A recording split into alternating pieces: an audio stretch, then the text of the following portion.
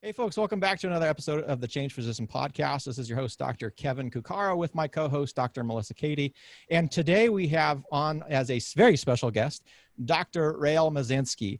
And Dr. Mazansky has an amazing story about how you went into medical school, how you discovered then that maybe the life of a doctor wasn't right for you, but rather than moving into the golden handcuffs, which a lot of our listeners have experienced and may be experiencing now, you made some choices pretty early on in your career to forge a very different and innovative career path. So, Rael, it's great to have you on the show today. Yeah, it's great to be with you. Thanks for having me on. So let's start off then, just at the beginning. Why did you go to medical school to start? What was your thinking, expectations, or intentions behind that? So I grew up wanting to be a doctor. My dad was a doctor. I have an uncle who's a doctor. I have a great uncle who's a doctor. And so medicine is very much in my family. My parents were immigrants. They came from South Africa to the United States.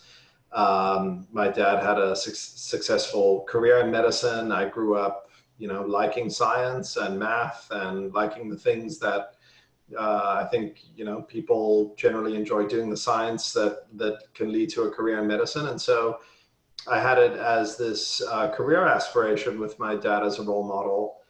My sister was also pre-med in college. And so I very much had it in my family, and that's what I thought I wanted to do. So, I took a lot of science in high school. I took AP classes and what have you, and went off to college thinking that I wanted to be a doctor. And I was, of course, pursued all the pre-med requirements in college and applied to med school thinking that that's what I wanted to do. So pretty early on, it sounds like if you're aggressive in high school, that before even college, you were thinking, I'm going to be a doctor. Was it one of those things, where you have, 5 years old and I'm going to be a doctor, or did it evolve later on? No, very much so. I mean, when I was a kid, I was reading my dad's anatomy textbooks that were on the shelf. I mean, ever since I can remember, that's what I felt like I wanted to do. I grew up with it. I used to, like I said, look at these pictures in the anatomy textbook, and it's kind of, I used to go into my dad's practice on the weekends. I used to help out my mom. She ran the practice from the administrative side. And so, it's what I thought I always wanted to do ever since I was a kid. So I and this is just amazing to me, because you have like what you would think is like the ideal pre-med background, where you're surrounded by physicians, you have all these experiences, you have your mom's experiences with the practice itself, and your father's actual practice as a physician. You enter medical school. What happens next? So what happens next is I go into the first and second year of medical school, and it's an incredibly challenging, busy, intense period of time, but one where I actually was enjoying it, because it was doing, I would say, more of the same as what I enjoyed. I loved the science of it. The first 2 years obviously are the non-clinical years, and just spent that time just being very enriched by the academics of what I was learning. And it almost felt to me like kind of a fifth and sixth year of college, insofar as it was a highly academic experience. And so I would say those first 2 years were, I can look back now and say there were signs that maybe I wasn't as happy as I should have been, but that's a tough calculus, because I don't know too many first year med students that would call themselves happy with all that they have to do. So I can look back in kind of a post hoc way and say, well, geez, maybe I wasn't enjoying it as much as I should have. But those first 2 years were very fulfilling. I made some great friends that I still, have today, some lifelong friends, and just really thought that I was on the track to become a doctor. So what happened with third and fourth year? Well, so I I would say, it became fairly evident that when I started my clinical rotations, that's when it became obvious to me fairly quickly that practicing medicine was not going to be the right career choice for me, and it was a bit of a shock because, I think we all grow up, we all have conceptions of what it's like to be a doctor. Everyone goes to the doctor, you know what it's like to be a patient. I just found it a very different experience and unexpectedly, kind of a dissonant experience for me to actually be the one that was learning to be at that time, learning to be play the role of the doctor, someone who was responsible for going into patients' rooms and seeing patients and having those encounters. And for various reasons, it became clear to me that the kind of the sort of the process of doing it and the kinds of thought paradigms that are required to be a good diagnostician and a good clinician and a good treating clinician were not ones that appealed to me. And so, in that, as that third year went on and on, I was hoping that, what I think also is just the inevitable shock of being thrown into the intensity of clinical rotations and being forced, out of your comfort zone, kind of being taken out of a library and put into intense situations in a hospital or a clinical environment. What I was hoping was just maybe the shock, that it was just the shock of that kind of transition. Turned out, in fact, not to be a shock, but it turned out to be that I actually just didn't enjoy it, and it wasn't what I wanted to do with the rest of my life. So as that third year went on, that conclusion, I think, became more and more solidified. And it was at that time, I would say, sort of towards the middle end of my third year clinical rotations, that I realized that I needed to start to think about other things and start going through the thought process of both of understanding what it was that I wanted to do or what I thought I could be happy doing. And then, sort of a separate, I would say, learning and discovery process of figuring out what else was out there in the wide world that would match up with my career goals. So I'm curious for those listening. I mean, obviously, you're not the only person that's gone through this, but I think it takes a lot of courage and bravery to midstream reconsider the choices for not just financial reasons, but a lot of other reasons, maybe family expectations, a lot of other things. But is there anything, looking back in hindsight, that may have helped you realize that, I mean, if you could have, I mean, maybe you can't because you don't know until you experience it. Is there anything looking back that may have been a sign that those clinical rotations wouldn't have suited you? No, I think, look, it's easy to look at these things post hoc and say shoulda, woulda, coulda, or that was the sign and I should have paid attention to it. That's a post hoc analysis that is inherently flawed. I think, everyone that has been through this knows how much is imbued in the decision to become a doctor, whether that's family expectations, and oftentimes, as was the case with me, there are very heavy family expectations about the child becoming a doctor, whether that's because parents and relatives were doctors and that's what they want for you, or they weren't doctors and that's what they want. So, or that's what they don't want for you and they did it. Yeah, exactly. So it could be the expectations of other people. It could be your own expectations. It's the time and the energy and the sacrifice and both the time sacrifice, the social sacrifice, the financial sacrifice that everyone makes in order to become a doctor. And you can always look back and say, well, geez, that was the sign that I was unhappy, or that's what I should have paid attention to.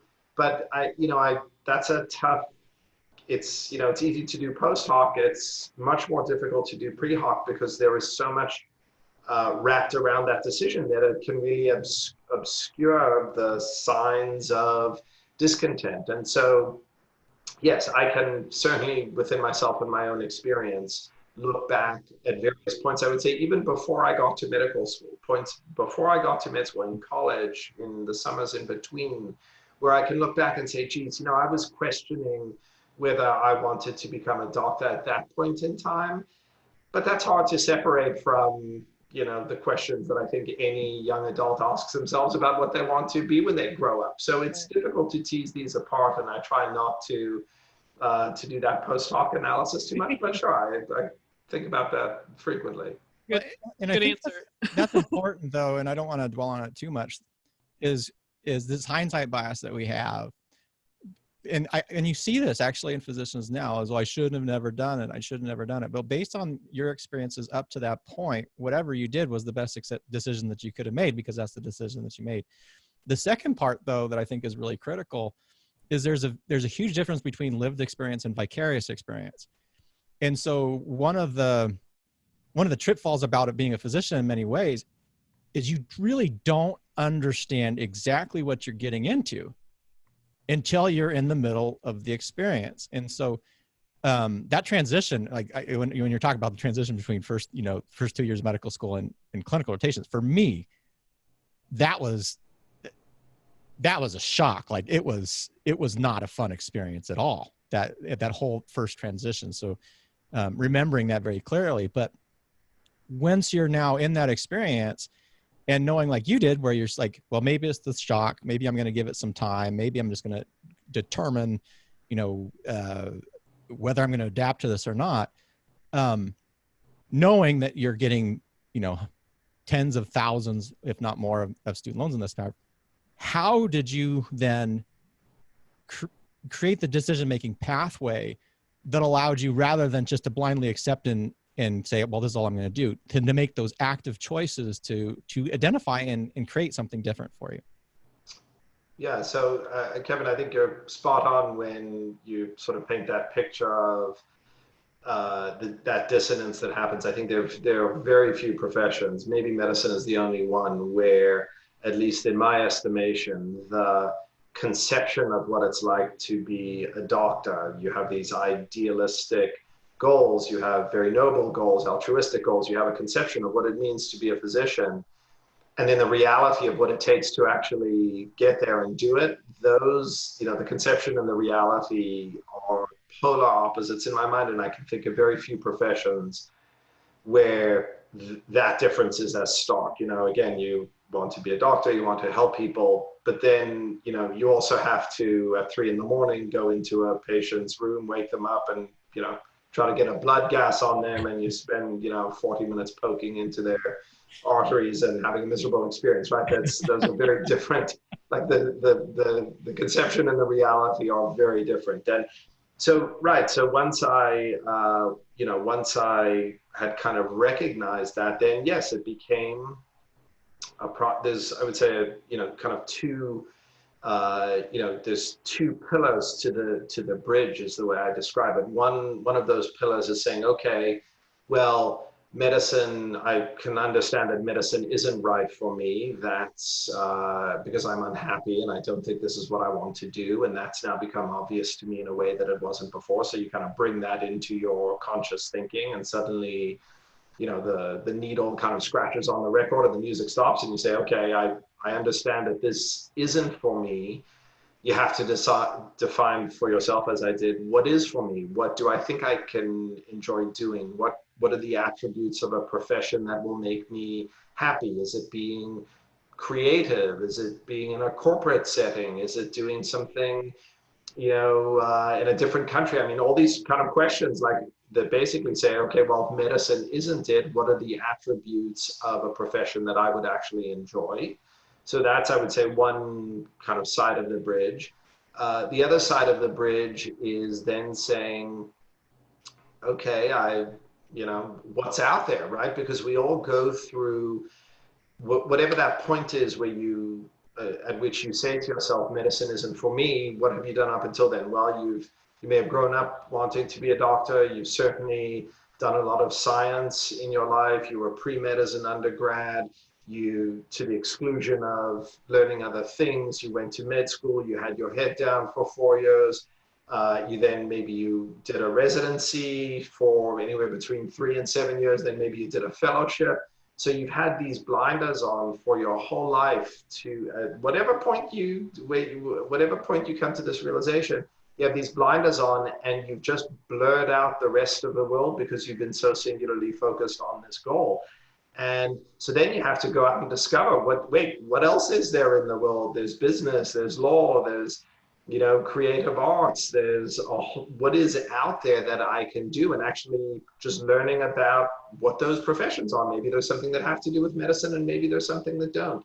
And so that's the other side of the bridge. And then, once you've kind of put those two pillars in place, it's really just kind of building the span across those two pontoons of what do I want out of my profession, and what kind of professions are out there that can meet those needs. And so that process, which wasn't, I never would have described it in that kind of a technical way at the time, because I didn't know that's what I was doing. But now that I can look back and say, yeah, you have to look inside yourself, then you have to look in the outside world and kind of marry the two. And that process took, many, many months, maybe over the span of, almost a couple of years, I would say, for me to finally crystallize that. So did you stop midstream in third year, or did you finished out to the end of the year or the fourth year, or where did you transition?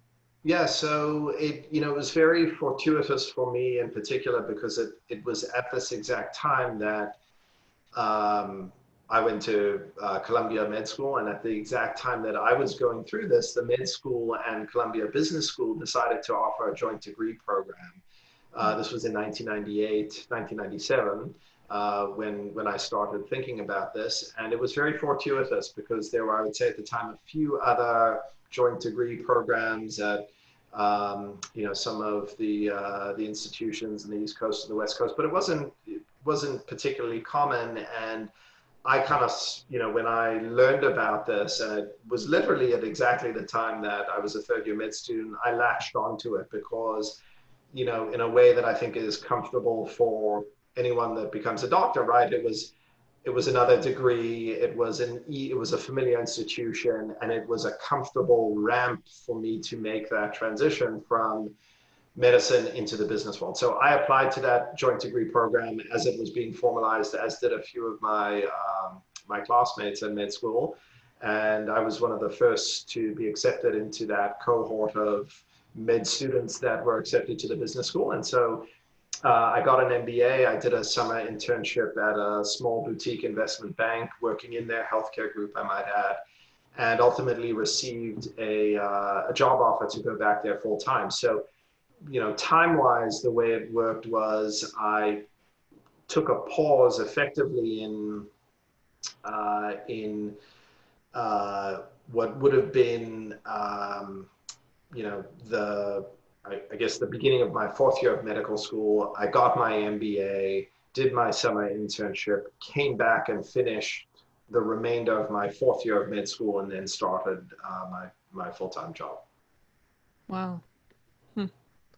So you did I guess you've had so many ventures. I'm kind of curious, what were your jumps from this investment banking? Where did that kind of lead you? So I started at this investment bank full time, and I did that for 6 years. Mm-hmm. At the same time I was leaving med school, I founded something then known as the Dropout Club, now called DOC Jobs, but one of my med school classmates and I founded what at the time was a networking group to basically stay in touch with and network with people that had left or were leaving medicine and science to go into other things. We can talk more about that in a minute, but I spent 6 years in banking, and then decided at that point that I actually wanted to be an investor, right? So I was in banking, I was in healthcare finance, I was working with all sorts of innovative companies, biotech companies, medical device companies, helping them raise money and, you know, buy and sell businesses and do all the usual kinds of corporate transactions that go into a banking job. And it was at that point that I said, I want to be an investor in these companies, and I made that transition. And so that's for the last 16 years now, I've been a professional investor at a number of different funds here in New York, including kind of my own fund, and have been an active investor in, you know, many hundreds by now, I think, of biotech companies and medical device companies. Wow. So that, which almost, I think people would almost say, was seems like the opposite of health or healthcare or medicine in a lot of ways. But have you found then that your medical training, the things that you learned in medical school, have provided you an edge or a value added to your career path since then? Without doubt. I mean, if what you're doing is trying to invest in promising science, promising drugs, promising medical devices, of course, it helps to have any level, whether that's having completed medical school, whether that's having completed residency or fellowship or having practiced medicine. Without a doubt, it helps to have the scientific premise of what these companies are trying to do. And so there is no question that I could not have done my job, although there are some that have, including one of my mentors and my old boss. It's I would have found it hard to do my job without the education and training that I had. Although, as I say, there are some healthcare investors who did not go to med school or do not have PhDs that are some of the most successful investors out there. But for me personally, it helped me enormously, and I would say that today, many of the portfolio managers and leading investors today, although this wasn't so true at the time that I did it, many of them have either MDs or PhDs because it has become, I would say, almost a de facto success element to being able to navigate the complexity of the science and the medicine and the pace of technological advancement that's going on. I'm curious the types of things that you're into as far as investing or maybe getting other capital. Do you find that because of your medical background and being a physician, do you have a tendency to, or do you have as part of your network, a big network of physician investors more so probably than the average person? It's kind of a vague question, but. Yeah, I would say not so much. I would say, the people that I've interacted with and the people that have been investors in the funds that I've worked with have largely not been physicians. They've been professional investors, capital allocators who I think understand the promise of what biotechnology has to offer and the value that it can create if a drug is developed successfully, for example, but for whom I would say the expertise is not something that they possess. And so they look to a professional, let's say biotech investor, to help them invest their money in the most promising companies. So I would say, yeah, certainly a lot of people I would consider my peers, analysts, portfolio managers, people on what you call the sell side, the people that write the stock research for the investment banks, very much, high percentage of those people are doctors or scientists. But from the investor side, I would say that, and that's the value you can add, is actually helping someone that doesn't have that expertise think about how to invest in the sector. Well, in expanding on that a little bit, I think to myself, as a lot of physicians are trading time for money, and their autonomy or their free time is just limited.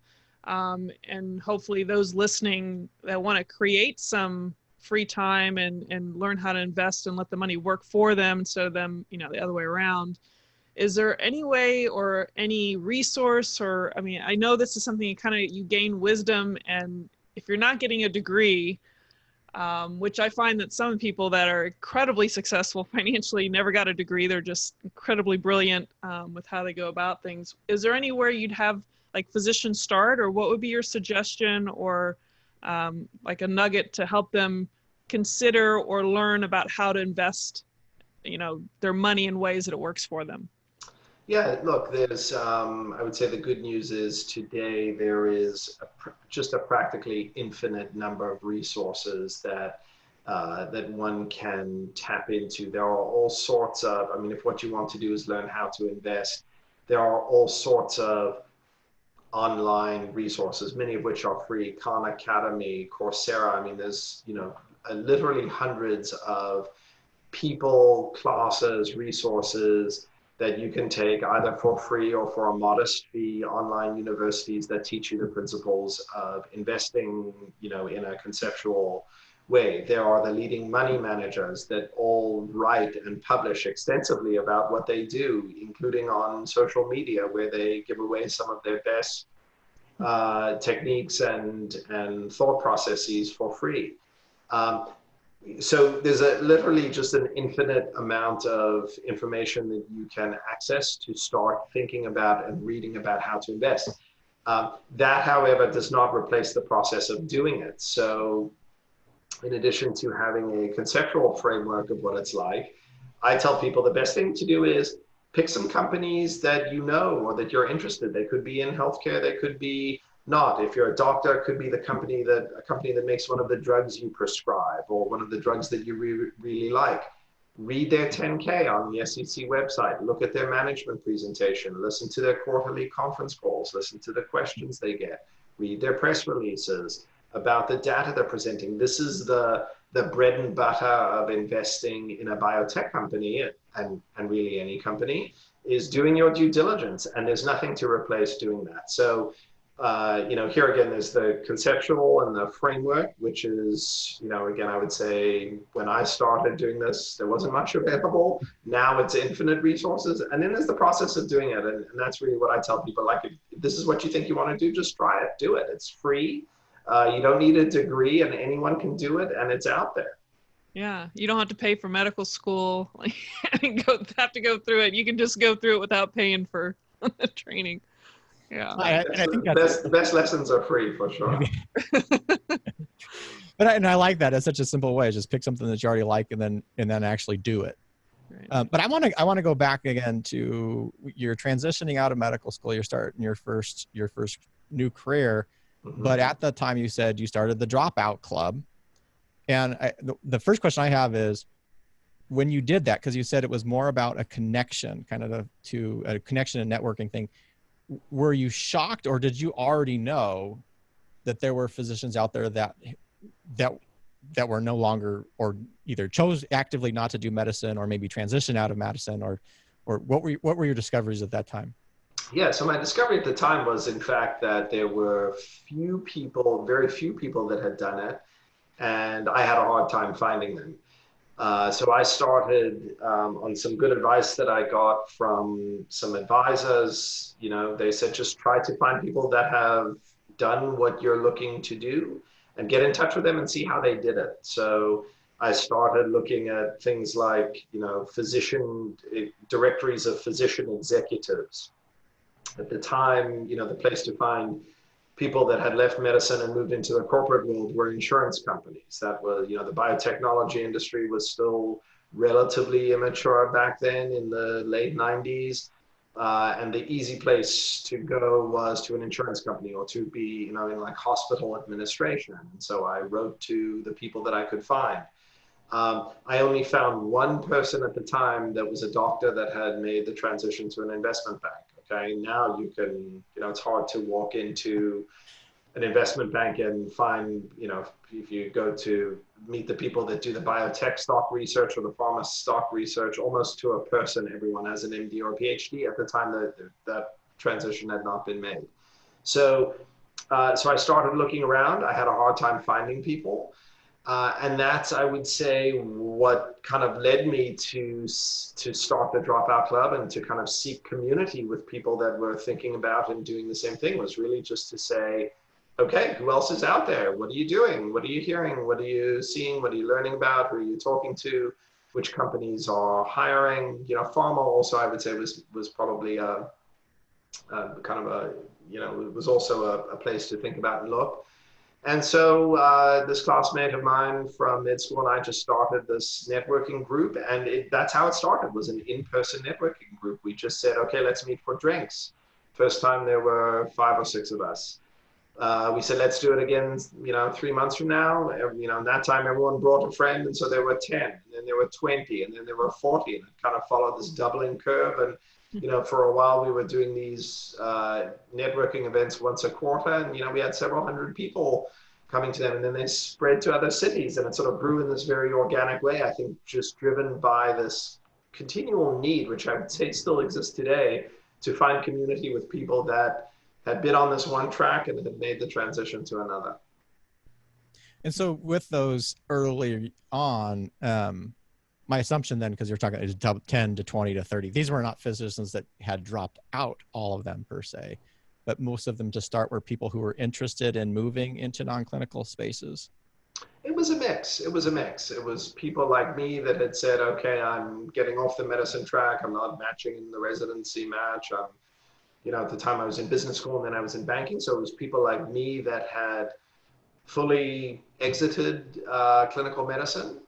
And then there were people that were very much still thinking about it. Okay, I'm in residency. One of my close friends to this day is someone that I met at that time who was in an emergency medicine residency, but thinking about it. Okay, so the people that were still kind of on that track, but questioning and looking to, you know, put their head up and see what else was out there. So it was a mix. And I love that because based on whoever's listening to this now, you're going to get two different reactions, because if you're a newer physician, you're like, oh, well, that totally makes sense. Da, da, da, da. But if you have any history in kind of pre-Google, you're like, this was a big deal to start what you did at the time you started, because there really wasn't anything like this in this space at all. I mean, today you can, you shake a stick and, we're podcasting about it, but back then, so you just went out and do it. So, I'd be really kind of curious then, as this progressed, because you decided to do it because there was nothing there. You started this networking space, and it continues to evolve and grow. So there's obviously a need, because there's interested parties over and over and over again. What did you decide to do next with this? Because if you go to the website, which we're going to talk about in a second, it is not a small meetup anymore of 6 people. It's significantly beyond that. So how did that transition, and how did you start leveraging that and growing it from there?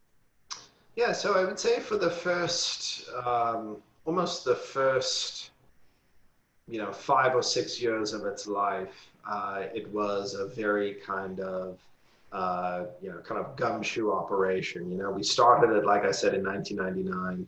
We put up a very rudimentary website at the time. Remember, this was pre-LinkedIn, this was pre-iPhone, this was contact folders.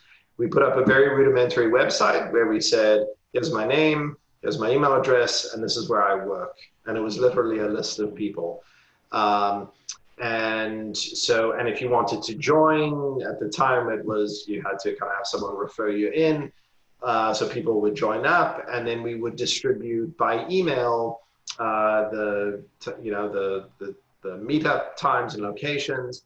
And then I would say, a couple of years into it, as it was growing, we started to get requests where someone would say, hey, I'm, Joe Smith. I work in business development at Pfizer, and we're looking to hire a doctor to work on our business development team. Can you post this job to the network? Okay, that was exactly that was exactly our mission, was to help physicians find jobs and kind of create this network. And so we did that.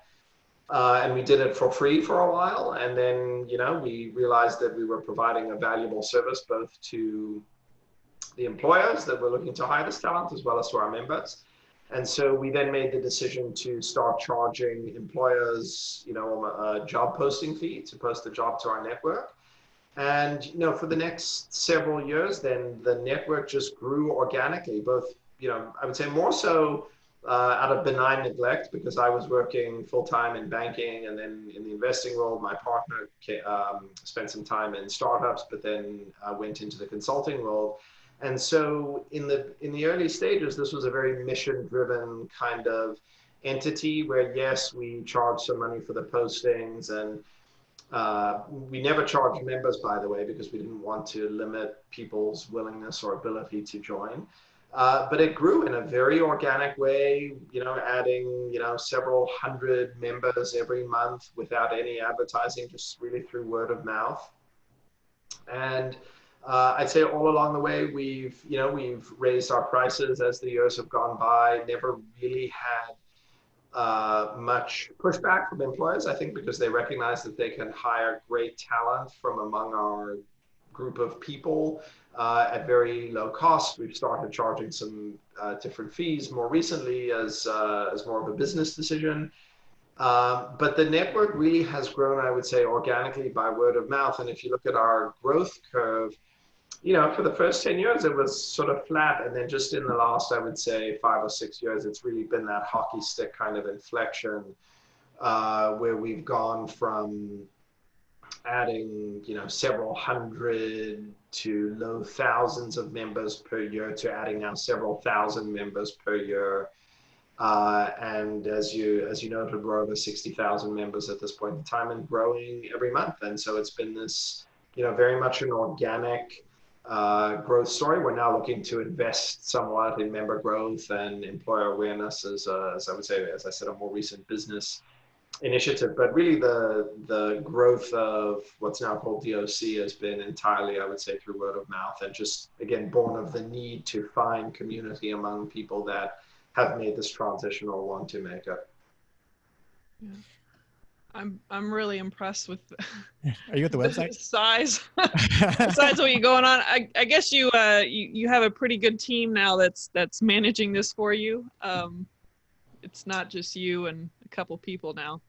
Yeah, it's actually a pretty lean operation. I spend a fair amount of time on DOC. I have my partner. He's got a full-time job, but he also, spends his spare time on, on a number of the initiatives. We have an outsourced tech team of several great guys that do all of our tech work. We have a part-time general manager who's a grad student who does a great job for us in managing our employer relationships. We have someone that helps us with member marketing and awareness. So I would say it's this very kind of lean virtual team that manages it. And, at some point we'll make that more permanent. But for now, we're kind of, operating a lean kind of outsourced model. Well, that's great, because, you said for a while it was just kind of, there was obviously a purpose and a mission, but the fact that you held on to it for all this time and allowed it the opportunity to scale the way it has and reach so many people, that says a lot. And obviously the day and age we live in, virtually having a team and allowing these communities to prosper, that says a lot. But congrats on, I know you're doing a lot more than just this, so that's really great work. But what I have to comment, though, is it was just amazing to me is we're only talking about US, but you've expanded all over the place. Yeah. It's just remarkable the number of meetups and chapters when you go to DOC Jobs. Is it DOC Jobs? Yeah, docjobs.com. And I'm just looking at the number of chapters is insane. Croatia, Ethiopia, Iran. It's just talk about a community. This thing has just exploded. Yeah, there's chapters in, when you sign up, you're automatically assigned to be in the chapter of whatever state or country you live in. We just do that to help kind of notify people about particular events or meetups that may be in their area. It also helps with some of the job targeting algorithms that we have. But yeah, there are members in every 50 state and I think 156 countries around the world, which is, I would say a testament also to the kind of nerve that I think is touched when you present clinicians and scientists with the opportunity to do other things with their careers besides just what they trained their whole lives to do. It's really touched a nerve in a very kind of gratifying way. Yeah, and then the inherent desire by most humans to have community. For sure.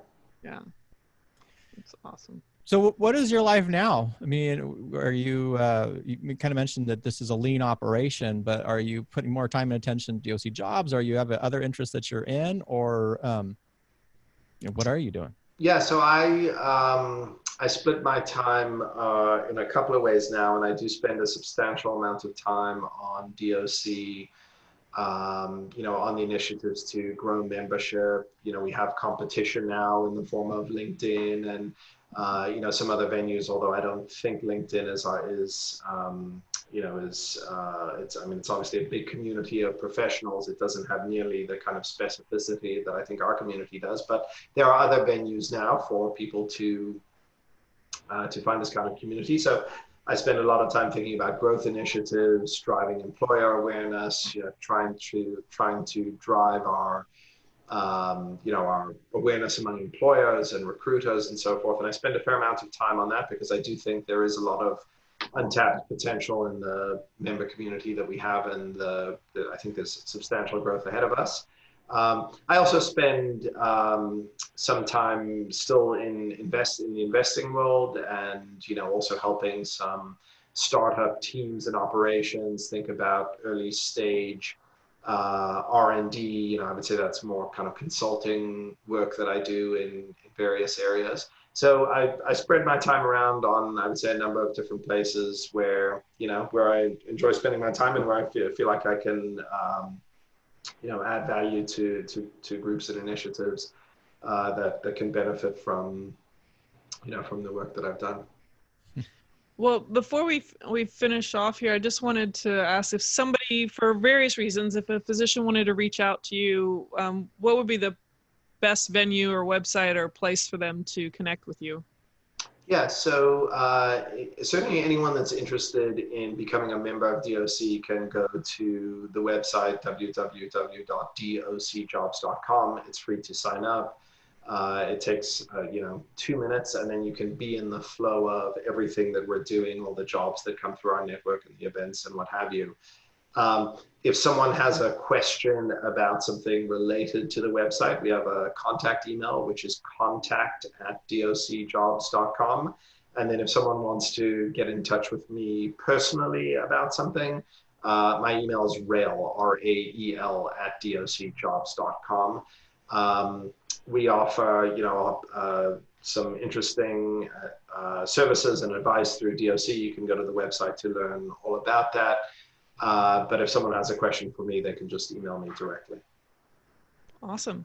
Kevin, any last words? Well, just one last question for you is, if being the Rael now, and you can go back in time and visit pre-Rael, is there anything that you would now we're talking about hindsight bias, but is there anything that you would tell the younger you, or advice that you would give that you think would have been beneficial?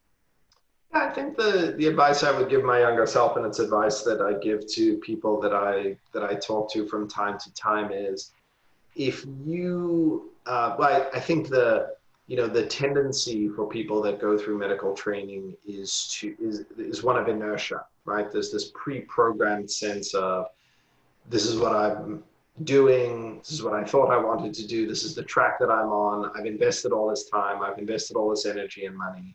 And the advice I would have given to myself, which is absolutely hindsight bias, but which I try to give to people now in a proactive way, is if you think that you can be happier, could be happier, doing other things, you absolutely should pay attention to that instinct. Because you don't want to land up in a position of someone who spends the next 15 years doing something that you ultimately realize post hoc you didn't really want to do, and then you've sacrificed another decade of your life doing it. The good news, I would say, is that today there are just a whole host of options for doctors and scientists to have sort of varied and interesting career options that didn't exist 5 and 10 years ago. The gig economy has kind of arrived in medicine and in healthcare. You don't have to give up clinical practice. You don't have to give up academic science. You can do other things in a part-time way. And so it doesn't have to be this binary all or nothing, do I stay, do I go? There are plenty of ways to bridge that gap. And so the advice, to be very crisp about your question, is just go out and do it. Just think about it, learn about it, see what's out there, and pay attention to that instinct, because there really is just an enormous array of opportunities that one can pursue to try to to expand one's career. Yeah. Well, I want to thank you for joining us, and it's quite evident that you're a very you love learning, you're inquisitive, you enjoyed a lot of the things that had to do with medicine, but there are other things that so many of us might enjoy more, and you had the courage to shift and pivot into things that bring you more joy. And I think it's a great testimony that there are options, and that there are way more options nowadays. And I think you're wise to say what you just said, and that we do need to explore and know thyself, as they usually say, and pay attention to those things so we make good choices for us down the road. So thank you again for those listening. Thank you for joining the Change Physician podcast, and we'll see you on the next episode. Thanks, folks. Thank you.